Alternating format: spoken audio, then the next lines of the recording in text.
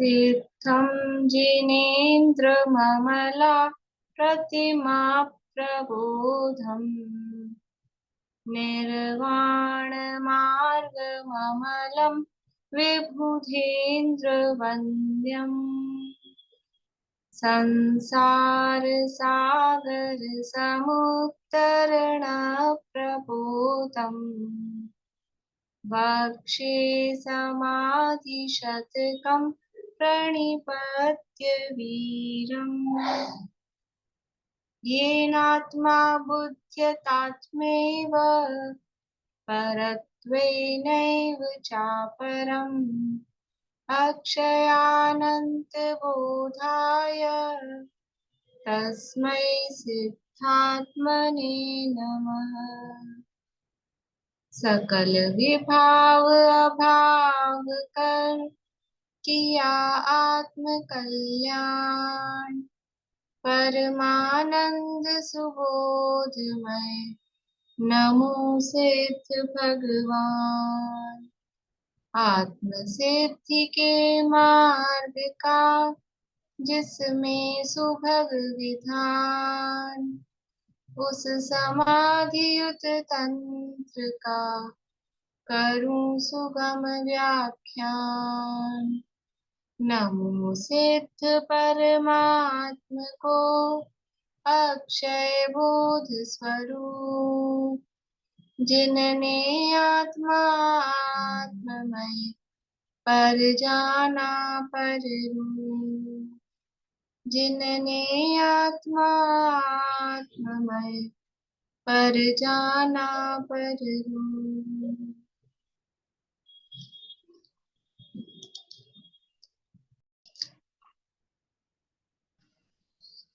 समाधि तंत्र नामक ये ग्रंथ है आचार्य पूज्यपाद स्वामी द्वारा रचित।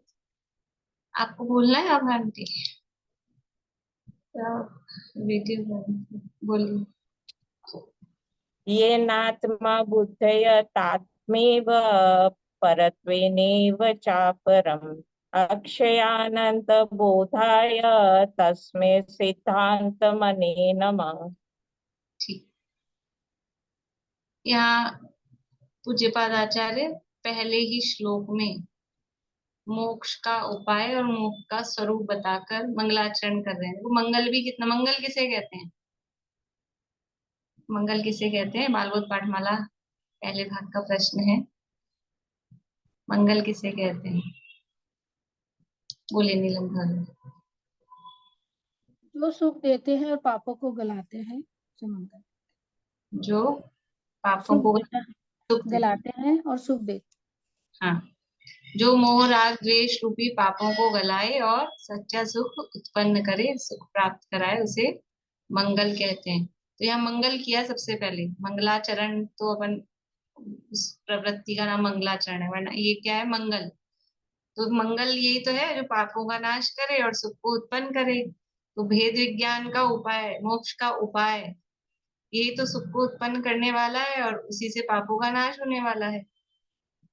और सुख का मोक्ष का स्वरूप क्या है वो बताया। तो ये वास्तव में ये सार्थक मंगल है, खाली इष्ट देव को नमस्कार करने रूप ही नहीं, सार्थकता इसकी यहाँ बताई है। तो जिनके द्वारा आत्मा आत्मा रूप से ही जाना गया है और अन्य को, यानी जो कर्म जनित मनुष्य आदि पर्याय हैं, उनको पुद्गल रूप से, पर रूप से ही जाना गया है, ऐसे अविनाशी अनंत ज्ञान स्वरूप सिद्धात्मा को नमस्कार हो।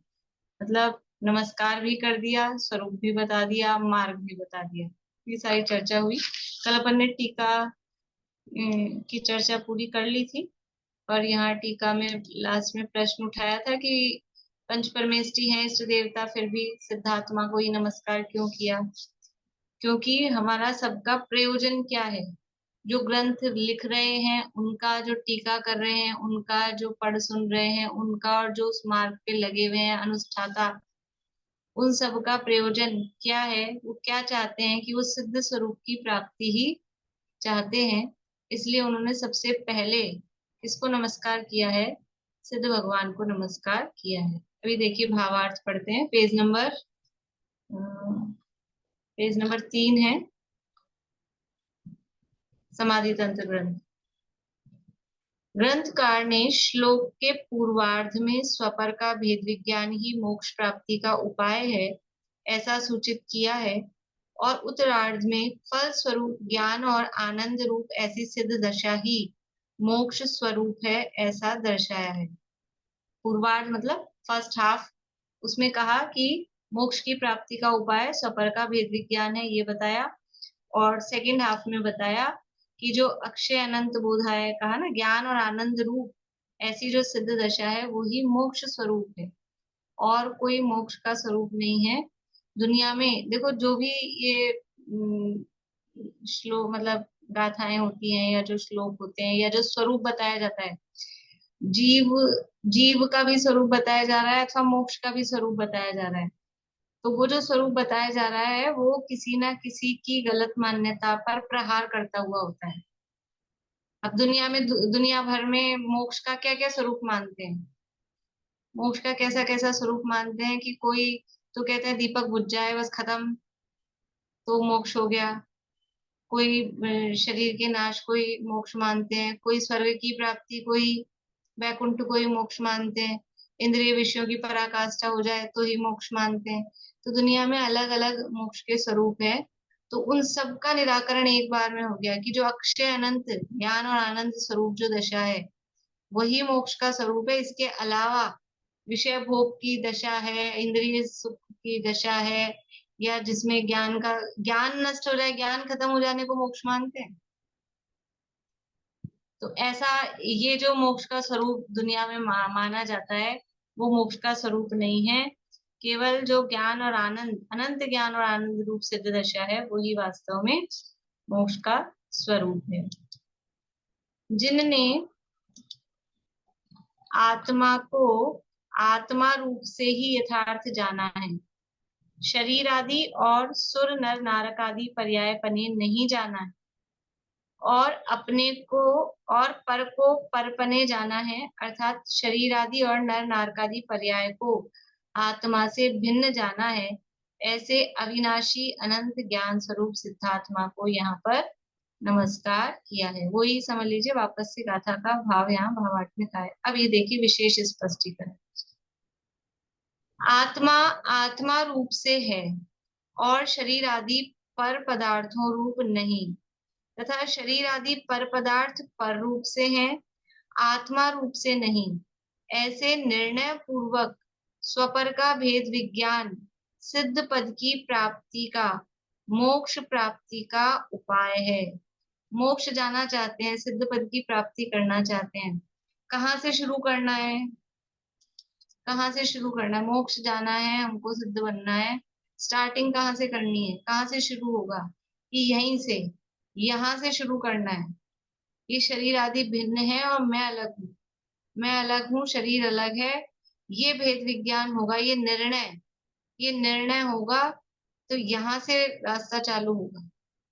ये भेद विज्ञान विकल्पात्मक रूप में है तो वो मोक्ष के मार्ग का मार्ग है, और भेद विज्ञान ही जब निर्विकल्प रूप से होता है उसी का नाम सम्यक दर्शन है, वो मोक्ष का मार्ग है। और इस भेद विज्ञान के बिना, कल बताया था, आज तक कोई भी सिद्ध नहीं हुआ है। जो भी सिद्ध हुए हैं भूतकाल में, वर्तमान में हो रहे हैं, वर्तमान में भी कोई सिद्ध हो रहा है क्या?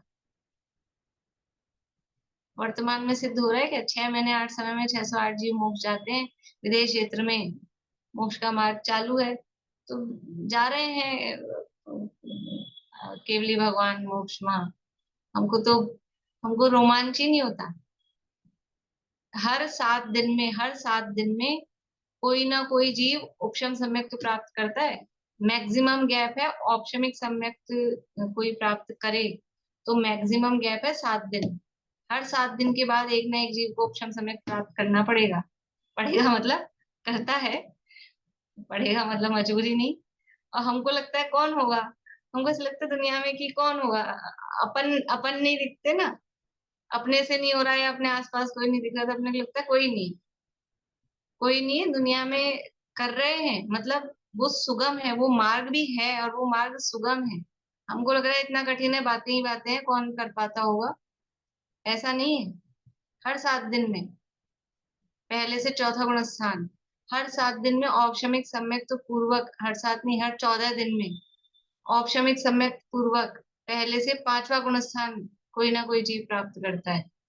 और हर 15 दिन में पहले से 7वां गुण स्थान औपशमिक सम्यक पूर्वक कोई ना कोई जीव प्राप्त करता है। हर 15 दिन में, हर 14 दिन में 5वां गुण स्थान, और हर 7 दिन में चौथा गुण स्थान। अंतर मार्गणा के अंतर्गत दिया है जीव कांड जी। तो मतलब मोक्ष का मार्ग चल रहा है, चालू है।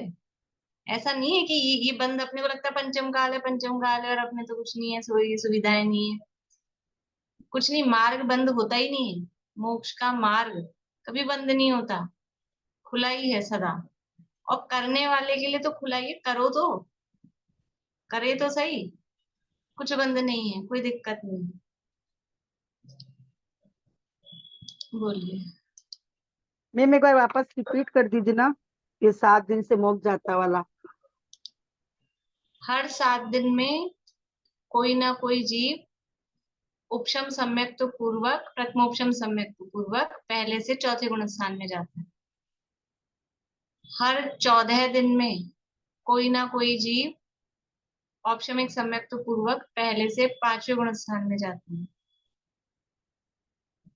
और हर 15 दिन में कोई ना कोई जीव औपशमिक प्रथमोपशम सम्यक तो पूर्वक पहले से 7वें गुण स्थान को प्राप्त करता है। करेगा ही करेगा, इससे ज्यादा गैप हो ही नहीं सकता है। ये तो मैक्सिमम गैप बताया है, वरना तो निरंतर करते रहें उसकी कोई मनाही नहीं है। मैक्सिमम गैप पड़े, अगर कोई औपशमिक समय तो प्राप्त नहीं करे कोई भी जीव, तो 7 दिन का गैप पड़ सकता है पूरे 3 लोक में। एक भी जीव 7 दिन तक प्रथमोपशम समय को प्राप्त नहीं करे, 7 दिन बाद तो करना ही करना है कोई ना कोई जीव। ऐसे बोलिए अर्जुन जी। और सहायक सैनिक वाले? शायिक सम्यक, हाँ, शायिक सम्यक का ऐसा मतलब अंतर वाला उसमें नहीं दिया ऐसा कि शायिक सम्यक का कोई अंतर का, और प्रथमोपशम सम्यक में अंतर दिया है। सहायक सैनिक वाले जाते रहते हैं फिर में? जाने की बात नहीं है, ये तो सम्यक तो प्राप्त करने की बात है। हाँ, प्राप्त करने से सहायक सैनिक जो प्राप्त करते शायिक हैं सम्यक तो करते रहते हैं जी। ये उनका ये अंतर मारना में उन्हीं का जिनमें गैप पड़ता है ना, उनका अंतर बताया। तो इनमें गैप पड़ता है, और बाकी शायिक सम्यक तो शैक्षणिक सम्यक तो उनमें गैप नहीं पड़ता, वो रहते हैं हमेशा। देखो गैप कैसे पड़ेगा, शायिक सम्यक ये गैप बता रहे हैं ना। अब अपना विषय दूसरा चला जाएगा, लेकिन अब थोड़ा क्लियर कर दूं। प्रथमोपशम सम्यक का काल कितना है, अंतर्मूर्त है ना। तो प्रथमोपशम सम्यक तो प्राप्त करके तो छूटना ही है, भले ही वो शिवक्षम में कन्वर्ट हो जाए, जो भी है। दूसरे तीसरे गुण स्थान में, तीसरे नहीं दूसरे गुण स्थान में भी जाएगा तो उसका काल तो थोड़ा ही है। तो प्रथमोपशम सम्यक का काल ही थोड़ा है, उसमें जीव निरंतर, मतलब ऐसा नहीं कि बना हुआ ही है। शैक्षणिक सम्यक का काल कितना बड़ा है, तो उसमें तो जीव पाए जाएंगे, 66 सागर उत्कृष्ट काल है। और शैक्षिक सम्यक का काल कितना है, एक बार प्राप्त हो गया तो वो छूटना ही नहीं है।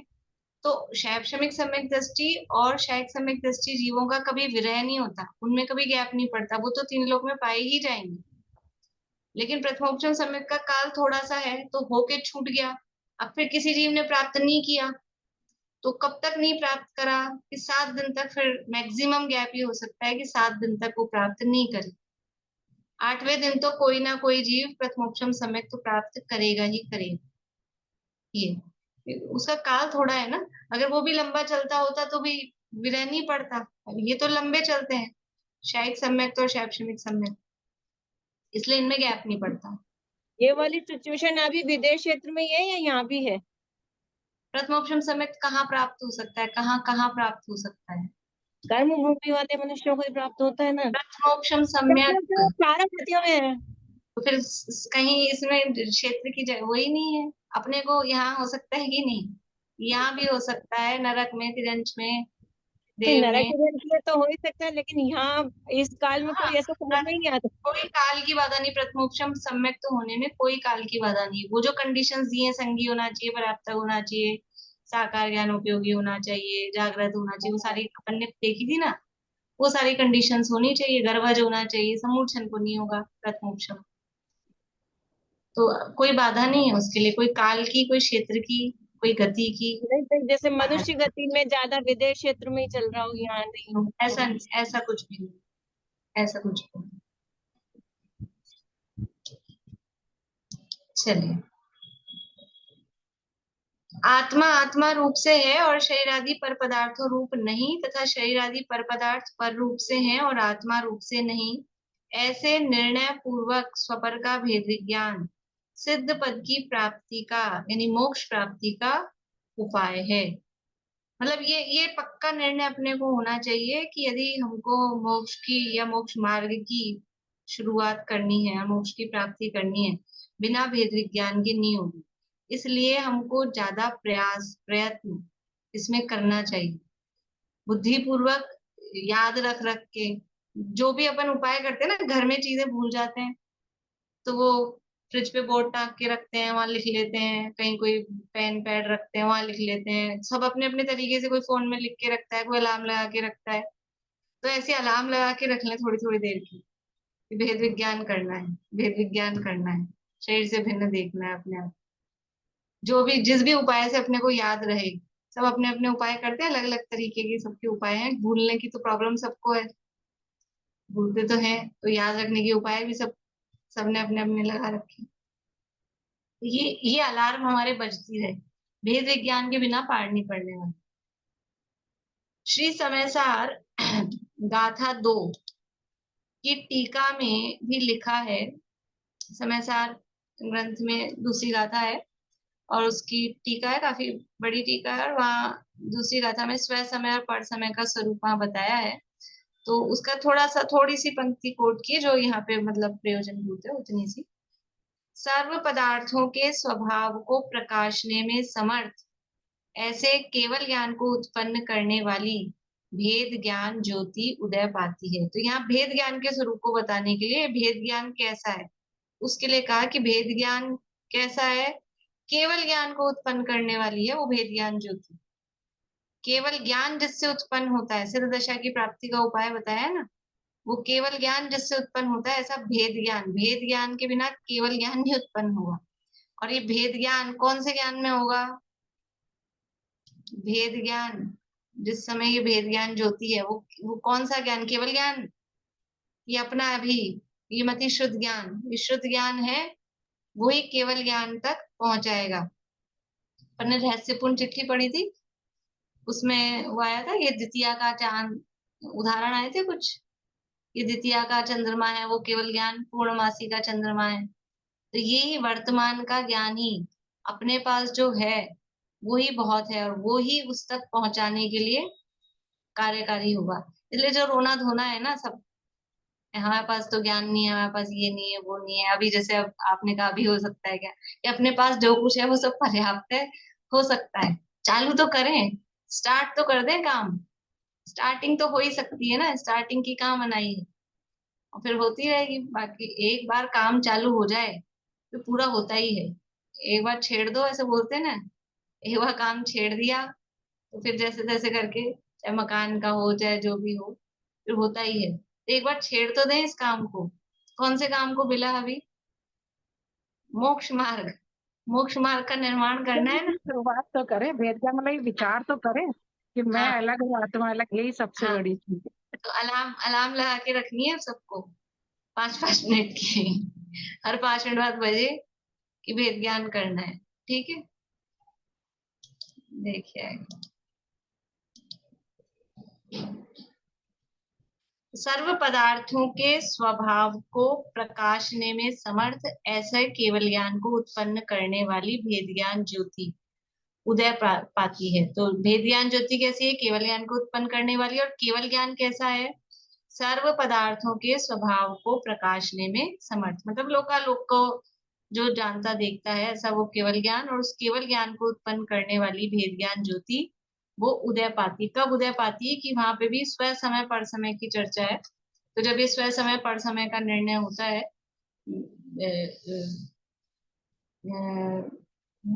दूसरी गाथा है, जीवो चरित्र दंसन्नान ठिदोत्तम ही ससमयम जान पुग्गल कम्म पदेसत थिदम च तम जान पर समयम।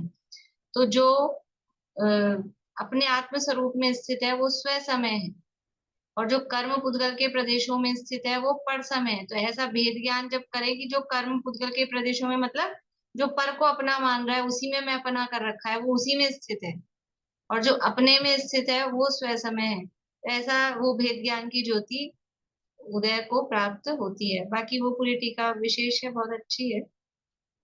इस प्रकार भेद विज्ञान ज्योति ही केवल ज्ञान प्रकट करने का साधन यानी उपाय है। केवल ज्ञान प्रकट करने का उपाय क्या है?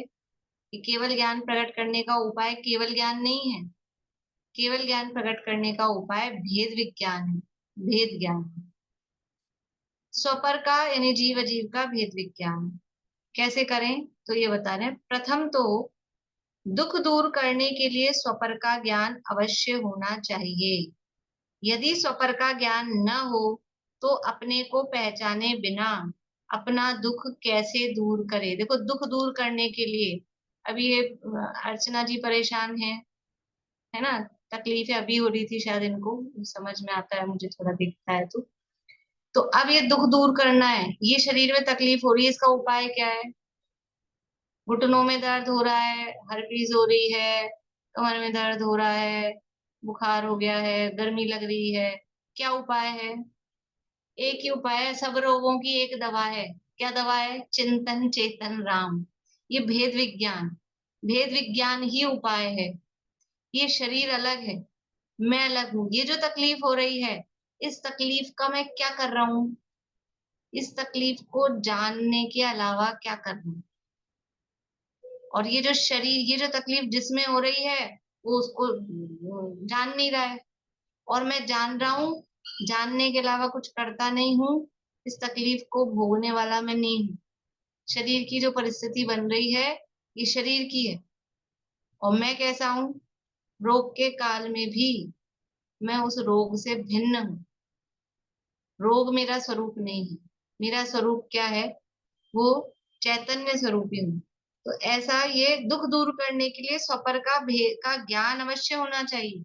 ये ज्ञान होगा तो समझ में आएगा ये अपने में नहीं हो रहा है। कहीं आग लग रही है, आग लग रही है और हम दुखी हो रहे हैं, और जब पता लगे आग अपने अपने घर में नहीं लग रही, पड़ोस में लग रही है, तो फिर क्या होता है? शांति हो जाती है।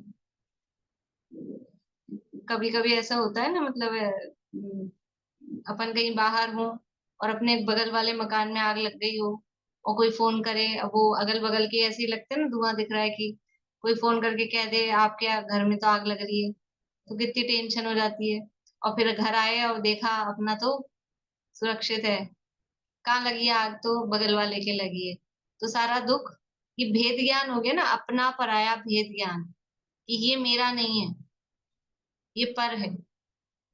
ऐसे ही ये जो तकलीफ की आग लग रही है ना, ये रोग आदि की आग, ये कहाँ लग रही है? या अपना समझ रहे हैं, मेरा है मेरा है, तो परेशान हो रहे हैं। और ये समझ में आ रहा है कि मेरा है ही नहीं, मैं हूं ही नहीं, ये जिसमें तकलीफ की आग लगी हुई है, ये मैं हूं ही नहीं। शांति आ जाती है अपने आप। तो दुख दूर करने के लिए सबसे पहला पहला उपाय बता रहे हैं, स्वपर का ज्ञान अवश्य होना चाहिए। यदि स्वपर का ज्ञान न हो तो अपने को पहचाने बिना अपना दुख कैसे दूर करे? और अपना ज्ञान नहीं हो तो मेरा दुख क्या है, मेरी अशुचिता क्या है, मेरा दुख क्या है, वो नहीं समझ में आएगा ना। शरीर की तकलीफ या शरीर का दुख या शरीर की अशुचिता, कोई अपनी अशुचिता मान रखे, अपनी तकलीफ मान रखे। मेरी तकलीफ क्या है? मेरी तकलीफ है ये मोह राग द्वेष के परिणाम, ये मेरी तकलीफ है, इसी ही से दुखी हूं, इसके अलावा और किसी के कारण दुखी नहीं होता है। जितना जितना मोह राग द्वेष है, उतना उतना दुख है। जिसको है उसको दुख है, जब है तब दुख है, जहां है वहां दुख है, यही है और कुछ नहीं। तो अपने को पहचाने बिना अपना दुख कैसे दूर करें? कुछ बोल रहे हैं आप अर्चना जी? हाँ, मैं कह बोलिए। रही थी बहुत भयंकर पीड़ा होती है ना, और उसमें सोचो कि ये शरीर में हो रही है, मेरी आत्मा में नहीं है। एक पल के लिए शांति मिलती है, भले ही दूसरे पल फिर तकलीफ में ध्यान जाता है, पर एक पल के लिए शांति मिलती है, हाँ ये मेरे में नहीं हो रहा है। तो ये एक पल के लिए मिल रही है ना। अब आप इसी चीज को देखो, डॉक्टर कोई दवाई देते हैं ना, तो शुरू में आप किसी बीमारी के लिए जाओ तो पहले डॉक्टर देते हैं 3 दिन ये लो, और फिर 3 दिन में अगर इतना भी 5% भी कम हुई आपकी बीमारी, बढ़ी नहीं, तो फिर क्या कहते हैं, इसी को कंटिन्यू करना है। तो आपकी एक पल की भी शांति हो रही है ना, तो दवाई सही है, दवाई सही है, यही काम कर रही है, कंटिन्यू करना है, इसी को कंटिन्यू करना है। और थोड़ी ज्यादा कुछ लगे तो डोज बढ़ानी है, यही काम होगा ना। दवाई यही है, दवाई यही है। और हम समझ में भी आ गई कि अपनी बीमारी की यही दवाई है, तो इसी को कंटिन्यू करना है, डोज बढ़ाना है, बार बार में भेद विज्ञान का चिंतन करना है। और जब तकलीफ पड़े तब इसी का विचार। तो अभी एक पल की मिल रही है, फिर 2 पल होगी, फिर 3 पल होगी, 4 पल होगी, बढ़ेगी, शांति बढ़ेगी, डेफिनेटली बढ़ेगी। और कोई उपाय ही नहीं है, दूसरा कोई उपाय ही नहीं है। छेड़ाला में कहा है ना कि जो दुख का कारण क्या है, भूल आपको भ्रमतवादी। और वहां दुख क्यों, जो विमानवासी था है, किसके बिना दुख पाए, सम्यक दर्शन बिन दुख पाए। तो जो कितनी भी तकलीफ में हो, तो भेद ज्ञान सहित हो तो सुख पाए। कितनी बाहर में तकलीफ दिखती हो, लेकिन यदि भेद ज्ञान है, सम्यक दर्शन है, तो सुखी होने का एक ही उपाय है, और कोई उपाय नहीं। किसी भी तरह की आपके पास तकलीफ हो, तो डॉक्टर होते ना पुराने, कि कोई भी मरीज चले जाओ, वो देख दो, एक सफेद गोली एक पीली गोली पुपड़िया में बांध के दे देते हैं। कोई सी भी तकलीफ हो, यही वाली दवाई है। कोई सी भी तकलीफ हो, दवाई यही है, भेद ज्ञान। अथवा स्वपर को एक जानकर अपना दुख दूर करने के लिए पर का उपचार करे, तो उससे अपना दुख कैसे दूर हो। अब स्वपर को देखो, दोनों बता रहे हैं, स्वपर को एक माना, अपने को नहीं जाना, तो अपना दुख दूर करने का उपाय कैसे करेगा। और पर को स्वयं जान रखा है, और पर में ठीक करे जा रहा है। दर्पण देखा और काला काला दिख रहा है, दर्पण में काला काला दिख रहा है, उसको घिसे जा रहे हैं, घिसे जा रहे हैं, घिसे जा रहे हैं, और यहाँ बराबर कालीमा लगी हुई है। कैसे होगा, ठीक कैसे होगा। तो स्वपर को एक जानकर अपना दुख दूर करने के लिए पर का उपचार करे, तो उससे अपना दुख कैसे दूर हो। अथवा अपने से भिन्न ऐसे पर में यह जीव अहंकार ममकार करे, तो उससे दुख ही होता है। अतः स्वपर का ज्ञान होने पर दुख दूर होता है। दुनिया में भी यदि किसी पराये को अपना मान के रखते हैं, और अपना मान के कितना ही उसको अपना मानो, एंड में क्या होता है, जो पर है वो पर ही रहता है, फिर वो चला जाता है, तो फिर दुखी होता है। ये तो दुनिया में भी है ना। इसलिए जब तक स्वपर का ज्ञान नहीं हो, तब तक दुख कैसे दूर हो। स्वपर का ज्ञान होने पर ही दुख दूर होता है। अब स्वपर का ज्ञान जीव अजीव का ज्ञान होने पर ही होता है। स्वपर का ज्ञान कैसे होगा, कि जीव अजीव का ज्ञान होगा। जीव अजीव का ज्ञान मतलब कि एक जीव होता है, एक अजीब होता है, ऐसा नहीं, लक्षण से जानो, लक्षणों की भिन्नता से उनमें भेद समझ में आता है। समय सार में है इस तरह के कलश, निज लक्षणों की भिन्नता से जीव और अजीव को, इस तरह की गाथाएं हैं। तो लक्षणों से उसको भिन्न वर्णादि जाना और जाता है। रागादि, हम्म वर्णादि वर्णा और रागादि। हाँ, वर्णादि और रागादि थे निज भाव को न्यारा किया। ये शरीर का लक्षण क्या है, इस शरीर का लक्षण जड़ है। इस शरीर का लक्षण है स्पर्श रस गंध वर्ण, और मेरा लक्षण क्या है, ज्ञान। तो ये जब तक लक्षण भिन्न भिन्न नहीं जानेंगे, तो फिर जीव कौन है और अजीव कौन है, जीव अजीव की पहचान नहीं होगी, और जीव अजीव की पहचान नहीं होगी तो ये जीव मैं हूं और ये अजीव पर है, ऐसा स्वपर का भेद विज्ञान भी नहीं हो पाएगा। तो इसलिए स्वपर का ज्ञान जीव अजीव का ज्ञान होने पर ही होता है, कारण कि स्वयं जीव है तथा शरीर आदि अजीव है। यदि लक्षण आदि द्वारा जीव अजीव की पहचान हो तो ही स्वपर का भिन्नपना भासित हो, अतः जीव अजीव को जानना चाहिए। यहाँ कह दिया, मोक्षम प्रकाशक का कोटेशन दिया है, लक्षण आदि द्वारा दोनों के लक्षण क्या हैं, लक्षण भिन्न भिन्न जानेंगे तभी पहचान हो पाएगी। लक्षण नहीं पता तो कैसे पता लगेगा क्या है, नमक है कि चीनी है, नमक है कि बूरा है, कैसे पता लगेगा? कि दोनों के लक्षण पता होते हैं तभी भेद समझ में आता है, ये तो नहीं समझ में आता है दिखते हैं एक से, एक में एक दिख रहे हैं लेकिन उसमें लक्षण अलग अलग दोनों के समझ में आए तभी वो भेद समझ में आता है। अब बता रहे भेद ज्ञान की आवश्यकता, भेद ज्ञान की जरूरत क्या है, आवश्यकता क्या है। सर्व दुखों का मूल कारण मिथ्या दर्शन ज्ञान चारित्र है।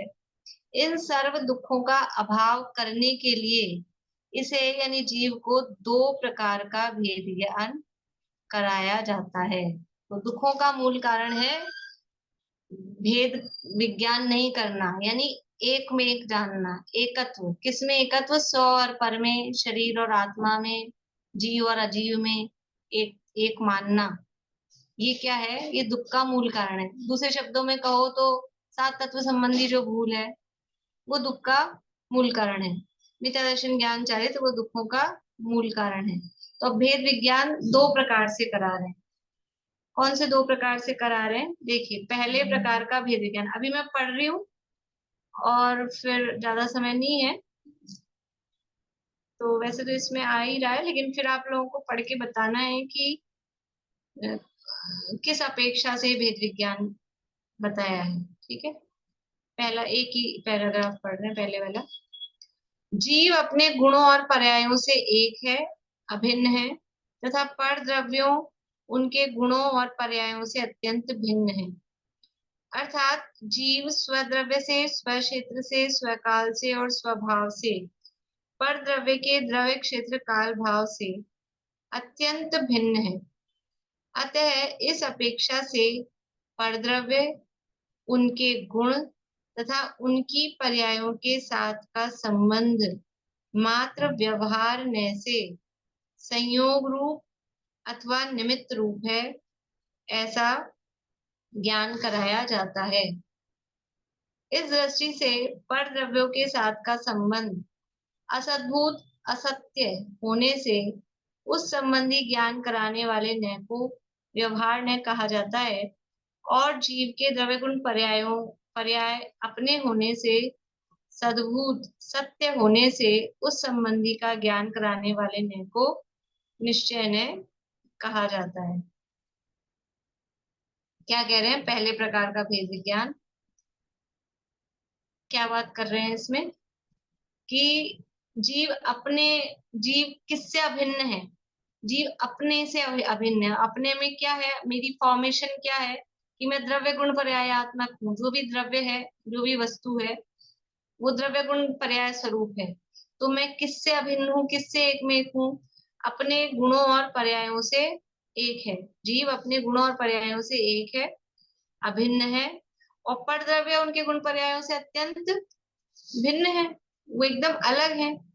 तो जीव स्वद्रव्य से अभिन्न है, मतलब अपने द्रव्य से, अपने क्षेत्र से, अपने काल से, अपने भाव से। ये जीव का चतुष्टय चौका है। प्रत्येक द्रव्य अपने द्रव्य क्षेत्र काल भाव में रहता है, तो मैं भी जो जीव है वो जीव भी अपने द्रव्य क्षेत्र काल भाव से अभिन्न है, और जो परद्रव्य क्षेत्र है, पर द्रव्य है, उनके द्रव्य क्षेत्र काल भाव से अत्यंत भिन्न है। अतः इस अपेक्षा से उनके साथ अब जो कोई संबंध बताया गया पर द्रव्यों के जो अपने से क्षेत्र से भिन्न है, अत्यंत भिन्न है, उनके साथ जो संबंध बताया है वो क्या बताया है, क्यों बताया है, जिनवाणी में बताया गया है कि नहीं बताया गया है, जो अपने से क्षेत्र से अत्यंत भिन्न है। अब क्या क्या है अपने से भिन्न, वो मेरे को पूछना है। क्षेत्र से भिन्न, इसमें क्या क्या लेना है?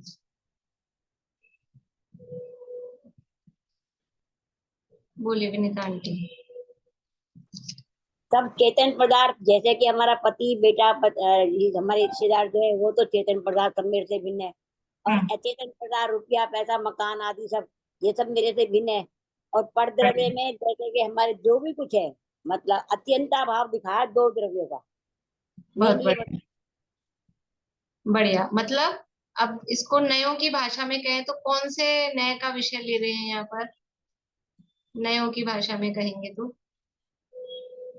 बोलो प्रीति। अस्तित्व और नास्तित्व। नहीं नहीं, अब व्यवहार, निश्चय व्यवहार वाले में बताना है। निश्चय व्यवहार, व्यवहार, वो व्यवहार, असद्भूत में हाँ असद्भुत व्यवहार। पहला वाला जो है। असद्भुत व्यवहार नय का विषय यहाँ ले रहे हैं। और असद्भुत में भी समझ लो दोनों प्रकार के असद्भुत। उपचरित असद्भुत जो स्त्री पुत्र मकान दुकान ये जो है बिल्कुल अपने से पृथक अस्तित्व वाले हैं, बाहर हैं बिल्कुल वो। और ये जो शरीर है ये भी क्षेत्र से भिन्न है ना, परद्रव्य है, इसका द्रव्य क्षेत्र काल भाव अलग, मेरा द्रव्य क्षेत्र काल भाव बिल्कुल अलग। तो एक उपचरित असद्भुत व्यवहार का विषय माता पिता पति पत्नी भाई बहन जो भी हैं, या अपने घर जो भी वस्तुएं हैं सामग्री, उन सब से भिन्नता उपचरित असद्भुत व्यवहार का विषय। और शरीर से भिन्नता वो अनुपचरित असद्भुत व्यवहार का विषय। तो दोनों प्रकार के जो असद्भुत व्यवहार हैं उसको यहाँ पर ले रहे हैं। ऐसा व्यवहार से, लेकिन ये जो कहा जा रहा है तो ये व्यवहार से कहा जा रहा है। और ये व्यवहार कैसे है? असद्भुत है, आत्मा की सत्ता में नहीं है और उपचरित है, स्थूल कथन कहा है। इस दृष्टि से परद्रव्यों के साथ का संबंध असद्भुत यानी असत्य होने से, असद्भुत मतलब एक्चुअल में नहीं है, वास्तव में नहीं है, इसलिए असत्य कह रहे हैं। असद्भुत यानी उसकी सत्ता में नहीं है, उस संबंधी ज्ञान कराने वाले नय को व्यवहार नय कहा जाता है। और जो जीव के द्रव्य गुण पर्याय अपने होने से वो जीव, वो कैसे हैं? वो जीव की सत्ता में है, सद्भुत है, उस संबंधी ज्ञान कराने वाले नय को निश्चय नय कहा जाता है। तो इस प्रकार से ये पहली प्रकार का भेद विज्ञान तो ये करा दिया असद्भुत व्यवहार नय से। ठीक है, अभी अपना समय हो गया है और फिर विशेष चर्चा इसकी कल करेंगे। कल सैटरडे है ना? प्रीति कुछ कहना है? हाँ भाभी, ये सद्भुत सत्य वाला भी तो व्यवहार नहीं है ना, मतलब निश्चय है कैसे का? वो निश्चय उसको उस अपेक्षा से ले रहे हैं, अपने हैं, अपने हैं इसलिए आत्माश्रित तो निश्चय, निश्चय ऐसा करके। तो कल सैटरडे है तो कल अपना उसमें जो बाकी है ना बेसिक वाला वो चलाएंगे। ठीक है, बोलिए सुशील भाभी।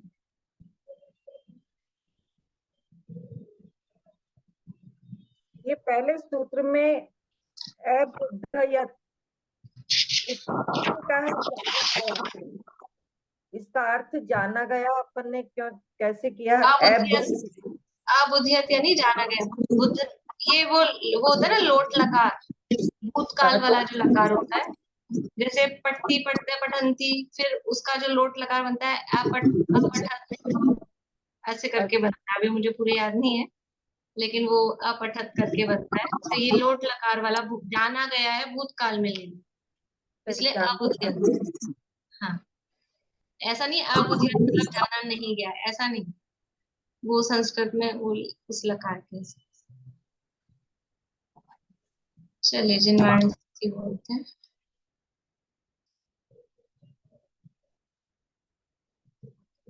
बोलो प्रीति।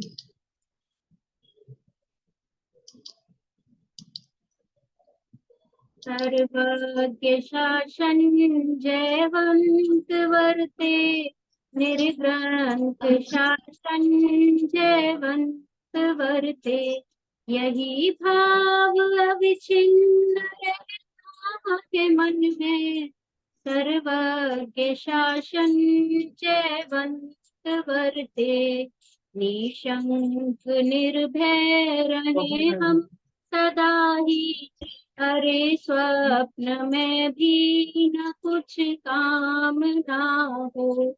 निरपेक्ष रह कर करिए साधना नित, कभी ग्लानि भय या उत्साह न हो। सर्वज्ञ शासन जयवंत वर्ते, निर्ग्रंथ शासन जयवंत वर्ते।